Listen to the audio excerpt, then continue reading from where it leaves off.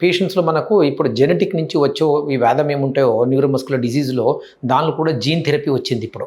ఇది మనం అందరూ అర్థం చేసుకోవాలి. ఎందుకంటే మన జెనెటిక్లో వచ్చిరో అంటే మన ఫ్యామిలీలో వచ్చిరో డిసీజ్కు ట్రీట్మెంట్ లేదు అనుకొని మన అందరికీ ఒక 10-20 ఇయర్స్ ముందుకు తెలిసి ఉండే. ఇప్పుడు ఎట్లాగా రీసెంట్ అడ్వాన్సెస్లో రీసెర్చ్ చాలా జరిగింది.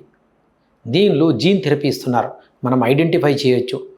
బేబీ పుట్ట ముందుకే మన టెస్ట్ చేసి ఎస్ ఈ బేబీకి వస్తుందా ఆర్ రాదా అనేది గుర్తుపట్టి మనము అది ముందుకే జీన్ థెరపీ అంటుంటుంది. జీన్ థెరపీ తీసుకోవచ్చు మనము. సో ఇది ఒకటి ఉంటుంది.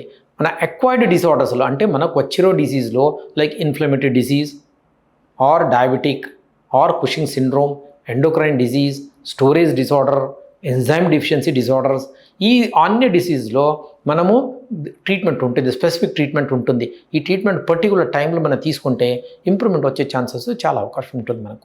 మెడ్ప్లస్ లో అదే మెడిసిన్ అదే క్వాలిటీ, మార్కెటింగ్, డిస్ట్రిబ్యూషన్, ఇంకోటి అంటూ వీళ్ళకి అదనపు ఛార్జీలు ఉండవు. అందువల్లే 50-80% డిస్కౌంట్ లో మనకు అందిస్తున్నారు.